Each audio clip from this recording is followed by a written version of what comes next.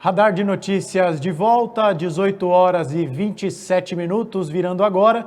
Temos o prazer de receber nos nossos estúdios Alexandra Onick, ela que é fundadora do CIAG Guarulhos, que é o Centro de Inclusão e Apoio ao Autista de Guarulhos. Alexandra, boa noite, seja bem-vinda, obrigado pela sua entrevista. Boa noite, obrigada pelo convite. Maravilha. Alexandra, vamos começar com a pergunta mais importante, né? Queria que você explicasse para a nossa audiência por que e com qual objetivo o CIAG foi fundado aqui na cidade de Guarulhos.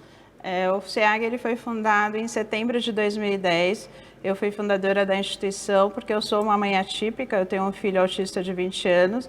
E foi por causa dele que eu fundei a instituição, não foi pelo amor, foi pela dor. Ele sofreu maus tratos quando ele tinha 7 anos, em escolas particulares aqui da cidade, e isso me motivou a fazer algo por ele e por tantas outras crianças que eu sabia que estavam passando pelo mesmo problema. Queria que você explicasse para a nossa audiência, né, essa expressão que você acabou de citar.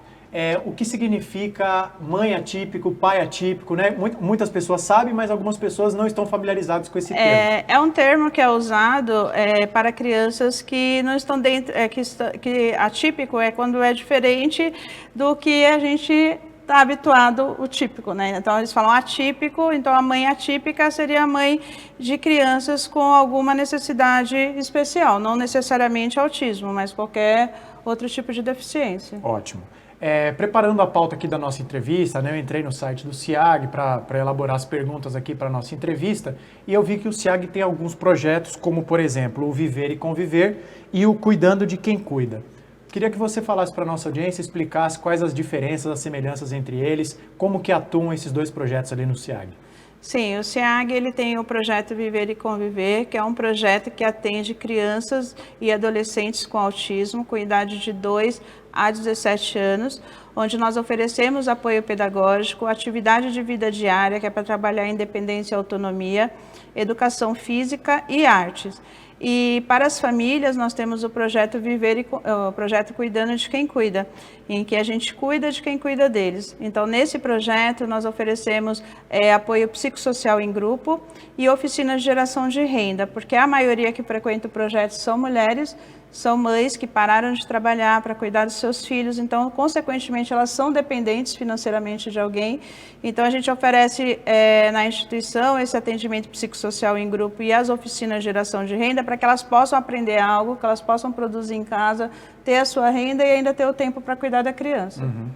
Qual a principal dificuldade de uma mãe ou de um familiar de quem tem uma criança, um adolescente diagnosticado com transtorno do espectro autista? Acho que o maior desafio de pais atípicos é a questão de garantias de direitos, né? Porque os autistas, eles têm alguns direitos e que são violados diariamente, esses direitos, e a questão do preconceito, a questão do bullying, a falta de informação, a falta de acesso à saúde, à educação. Então, acho que esses são grandes desafios que todos nós, pais de crianças autistas, temos. Uhum.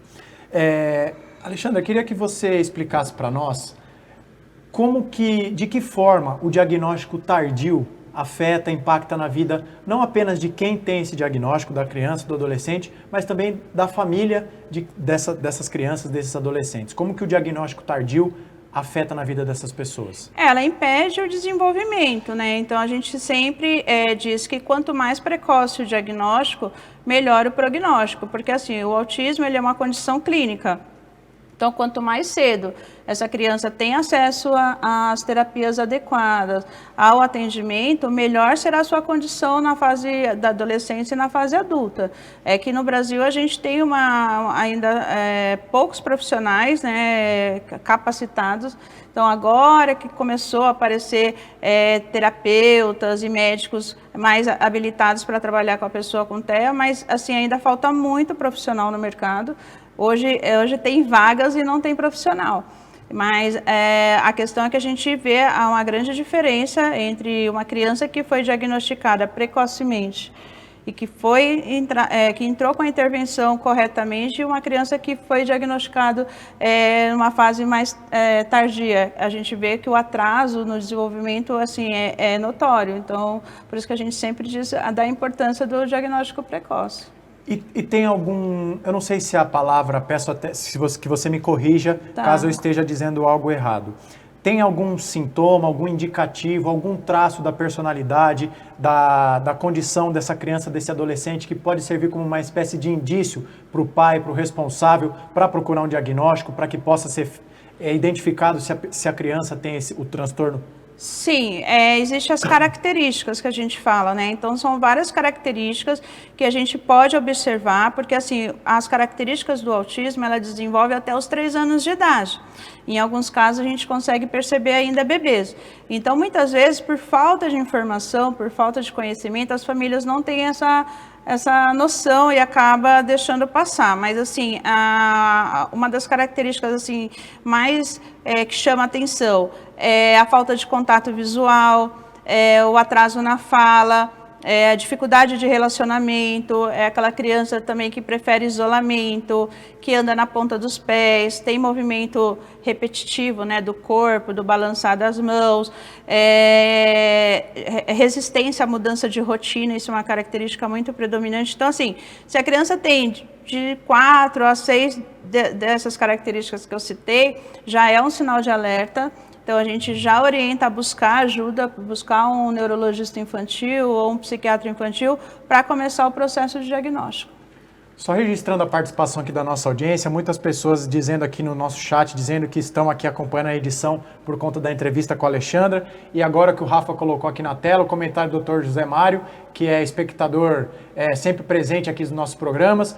Boa noite, minha reverência como médico que atende diariamente pessoas especiais, Alexandra, essa guerreira altamente comprometida com a causa dos autistas. Então, a nossa audiência aqui prestigiando essa grande entrevista. Inclusive, se você estiver gostando, prestigie aqui o nosso trabalho. Não esqueça de deixar o seu like, de se inscrever no nosso canal, ativar o sininho. Essa entrevista aqui que fala sobre inclusão, fala sobre desafios e uma série de obstáculos para as pessoas, né, e famílias que convivem com crianças e adolescentes com o espectro autista. Obrigada, doutor José Mário. Ele é um grande profissional também. A minha admiração é mútua. Maravilha. Alexandra, você falou sobre essas diferenças, né? E eu tenho uma curiosidade. Temos 3 graus de autismo, correto? Sim. Que é o leve, o moderado e o grave. De forma objetiva, o que difere cada um desses graus? Quais as complicações, semelhanças entre essas três classificações? A diferença entre os 3 é o grau de dependência que esse indivíduo precisa. Então, a gente pode falar que é o grau leve, moderado ou severo, ou nível 1, ou nível 2, ou nível 3 de suporte. Então, o grau leve é aquele indivíduo que ele não tem comprometimento na comunicação, mas ele tem um comprometimento na socialização e no comportamentos repetitivos e estereotipados. Então, são aqueles indivíduos que a gente fala que tem hiperfoco em assunto específico, são autistas de alto funcionamento. Já o moderado são aqueles autistas que a gente mais vê na mídia, que a gente vê mais na sociedade, que são aquelas autistas que têm dificuldade, têm um comprometimento na comunicação, na socialização e nos comportamentos repetitivos e estereotipados. E os autistas de grau severo, a gente pode classificar aqueles autistas que, além do autismo, eles têm mais alguma comorbidade que afeta a questão cognitiva. Então, por exemplo, é um autista com deficiência intelectual, é um autista que tem uma síndrome de Down ou que tem mais alguma comorbidade que torna ele um ser mais dependente. Uhum. Alexandra, há cerca de 3 semanas, nós trouxemos aqui no programa, no Bloco do Virgílio, com os destaques, que no intervalo de 1 ano, entre 2022 e 2023, houve 50% de aumento na matrícula de alunos diagnosticados com o TEA nas escolas. Esses são dados do Censo de Educação Básica. É um número para ser celebrado, subiu de cerca de 405 mil alunos para 607, mas eu queria te perguntar o seguinte: para além da importância do aumento da matrícula de alunos diagnosticados com o TEA, nós sabemos que não basta apenas matricular essas crianças. Uma vez que elas estejam nas escolas, nas instituições de ensino, há uma série de obstáculos. Sim. Quais são eles? O que é preciso fazer ainda para garantir não apenas a entrada dessas crianças nas instituições de ensino, mas sim o pleno desenvolvimento delas na condição de estudante? No caso, os autistas, na verdade, eles são aceitos, não são inclusos. Então, entre incluir e aceitar tem uma diferença muito grande, né? E o que falta hoje nas escolas, quando a gente fala escola é no geral, não é somente a escola pública, porque às vezes a gente quer criticar muito a escola pública, acha que a escola pública que não oferece, mas é no geral, é a escola particular, é a escola pública, o desafio é o mesmo.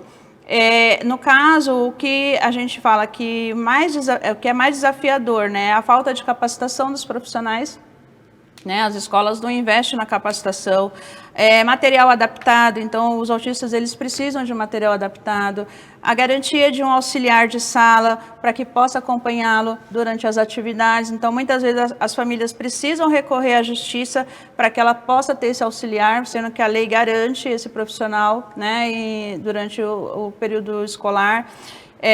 A questão do bullying, que é um grande desafio também, acessibilidade, então a gente tem vários fatores, mas acho que hoje o que é mais gritante nas escolas, quando a gente chega, eu sou pedagoga e faço visitas escolares das crianças do SEAG, né, a gente vê essa questão mesmo da falta de capacitação. Então, às vezes o professor até tem a intenção, tem a boa vontade de ajudar, mas não sabe como fazer. Uhum. Caminhando para a parte final da nossa entrevista, ainda quero te perguntar sobre a caminhada, que é muito importante, é um marco do SEAG, e também quero que você diga depois como podemos ajudar o SEAG e ajudar a causa. Mas eu queria fazer uma outra pergunta ainda sobre essa questão de coisas que precisam evoluir. De janeiro a dezembro de 2022, a ANS, que é a Agência Nacional de Saúde Suplementar, que cuida ali dos planos de saúde, registrou 1.975 reclamações referentes ao atendimento para pessoas com autismo. De janeiro a novembro de 2023, subiu para 3.885. Esse é um dos principais problemas que tem a falta de amparo dos planos de saúde? O que hoje está ocorrendo com os planos de saúde é que depois que foi derrubado o rol taxativo, que teve toda uma discussão há 2 anos atrás, né, que os convênios eles limitavam o atendimento. Então, quando o rol foi derrubado, os convênios eles passaram a não poder mais limitar sessões, limitar o acesso às terapias, por exemplo, a terapia ABA, que é uma intervenção cientificamente comprovado para autistas, e os convênios não cobriam. Então, às vezes, as famílias tinham que entrar com uma liminar judicial para ter esse direito. E com essa derrubada do rol, os convênios tiveram que agora cobrir tudo. E aí, consequentemente, sobe o custo do convênio. Então, hoje os convênios não estão aceitando crianças autistas para fazer planos individuais.